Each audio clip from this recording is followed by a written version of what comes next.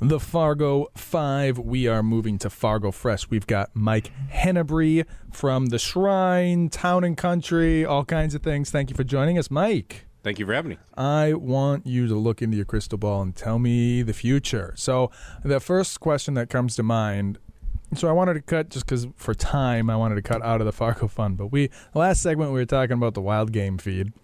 I want to kind of come back to that and maybe open with something a little controversial, or maybe, I don't know. I'm going to put you a little on the hot seat. I'm a weird guy, especially when it comes to food. Potlucks make me nervous.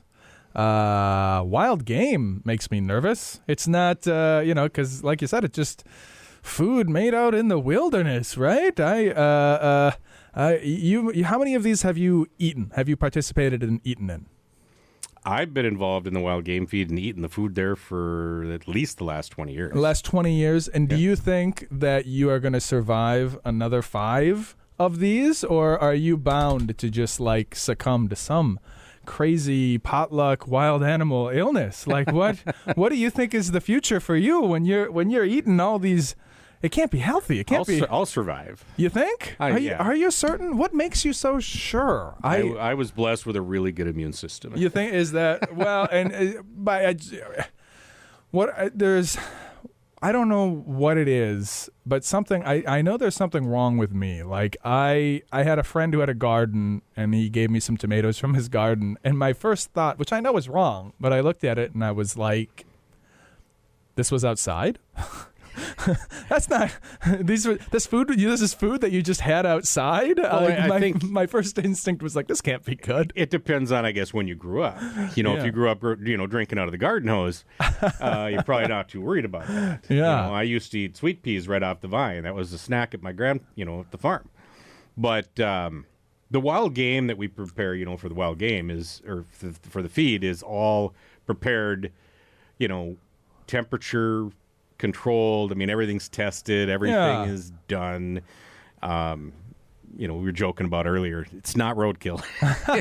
it's all. No, I wasn't trying, and I'm not at all trying to disparage. I'm more being honest about my internal thinking. Well, and I think if I feel that way, depending upon what you grew up around, my wife won't touch it. Yeah.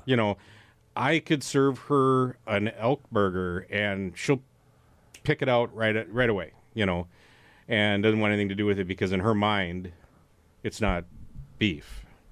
What is the worst case scenario of have you ever seen poor consequences to eating something not? I mean, it's almost got to be that these factory farms or whatever got to be less healthy in some ways. No, Well, if you actually want to talk about the health of the meat, elk, bison, moose are going to be healthier than beef. They're going to be lower in fat, which is one of the reasons why they are a little bit more difficult to prepare. Yeah. It's something that I always say wild game is something that should be cooked once. If you cook it, then reheat it, it's never the same. And that's just because of the low fat content? Right. Or Yep. Okay. Yep. So... But yeah, if you can get outside your comfort zone and try them, I think that especially at our wild game feed, it really gives you an opportunity to find some recipes that it's wow, that was really good. I am not a waterfall guy.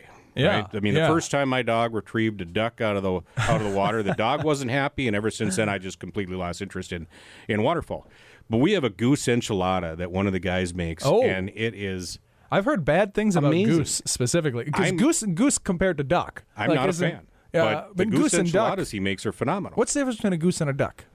Totally different bird. Yeah. much bigger. Yeah. Goose is a much darker meat. Yeah. Like I said, I'm not a waterfall guy, so I can't really pick apart. So you don't care for either. Well, I don't go out of my way for it. I will eat Rogers goose enchiladas. Yeah. I will eat those. Do you go bird hunting? I do mostly upland hunting. I don't know what that means. Overdog. So you're not waterfowl, you're upland. So that's going to be your pheasant, grouse, partridge. I see.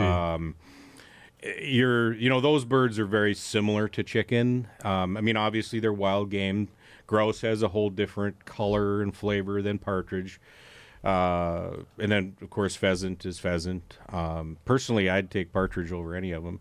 You just need 4 of them to make a meal, because they're not a very big bird, but they're. Yeah. real easy to make, and really good tender meat, and they're fun to hunt, especially if you like to hunt with a dog. And I have English cockers, so I hunt over my dogs a lot. And even if you get out in the field and you don't find any birds, you're still out there with your dogs. You're saying hunt over your dogs. That means like with them? Why the dog's doing all the work. The dog's finding the birds for you. Okay. Yeah. So you just have to don't miss.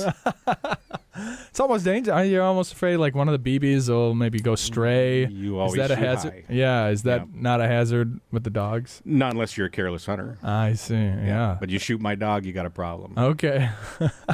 You're going to be picking BBs out of your butt.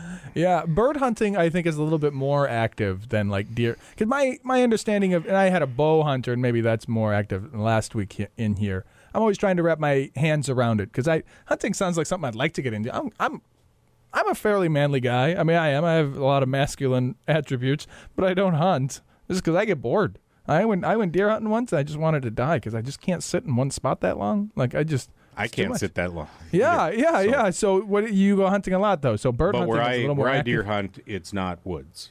So it depends on whether you're not parts of North Dakota versus parts of Minnesota. There's places where you can sit in a stand. You can, the deer will come to you. There's other places where you hunt that the deer don't come to you. You have to go find them. So we're covering as much ground, typically deer hunting. So you're going for like a big long walk. Yep. Or as some people call it, hiking. Oh yeah. Whatever you want to call it. You're hoofing it. Well, that's another recurring joke. What's the difference between just going for a walk and hiking? Like, what is it? What is that? What's the definition? Where's the line? Where's the line where we say this is hiking and that's walking? I think it has to do with the terrain. Okay. All right. So, okay. Yeah, you got to be outdoors. Can't be urban. Right. But I can't go for a hike in my backyard. I don't go for hikes unless I'm hunting. Okay. So unless there's a rifle in my hand or a shotgun. Because what is it that you enjoy so much about it? Just getting outside. And again, I talked earlier about my uncle and the family farm, just being outdoors and being away from the city. Yeah. I grew up in Fargo, spent my summers most of the time at the farms as much as I could, and just getting away from people and getting into, obviously nature. And then once you've, developed a relationship with a good dog and get out in the field with them, that just makes it even that much more enjoyable. How often do you go hunting in a year? Not enough. I would say I What's get tough out at when least you're so busy? 7-8 times, I suppose. Well, that's a lot. Yeah. That's because the hunting is not just one day, or is this 7-8 one day? Oh, I've gone deer hunting 12 days in a row. Wow. Yeah. And it's only a 14-day season, so okay. I only missed 2. Yeah, you went out and you're just hoofing it with your rifle, and you don't take your dog. Nope, you don't hunt deer over. Yep. Yeah. Well, the dog. You can. It's cheating, but dog plus rifle isn't going to go together. It's going to be a shotgun every time. Right. And very dangerous to have a dog out in a field. What kind of shotgun do you use? Are they all? Well, because you're limited by the capacity though as well, right? You're limited by the number of rounds, but I'm a over and under guy. 2 shots. Yeah. For the life of me, I just can't hit the broadside of a barn with a semi-auto. I just can't do it.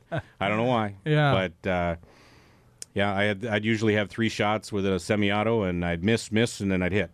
So it's like, okay, well, I might as well just go to 2 shots. Yeah. In shotguns, you're never going to see somebody hunting with a magazine in a shotgun. Not unless you want to have a problem with the game warden. They might make a 2-shot magazine or a 4-shot magazine, but yeah, I think the magazine shotguns just don't work as well, perhaps. Or I'm not. I don't know. Not something that somebody would carry for hunting. Plus, that just makes the gun that much heavier.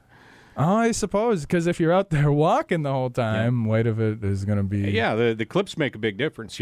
One of the guns that we actually got for the wild game feed as a prize is a 1022, and it's all carbon fiber and composite.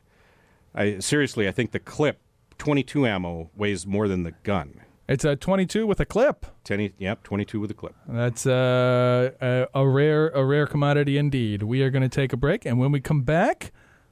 Fargo frequently asked questions, so don't go nowhere.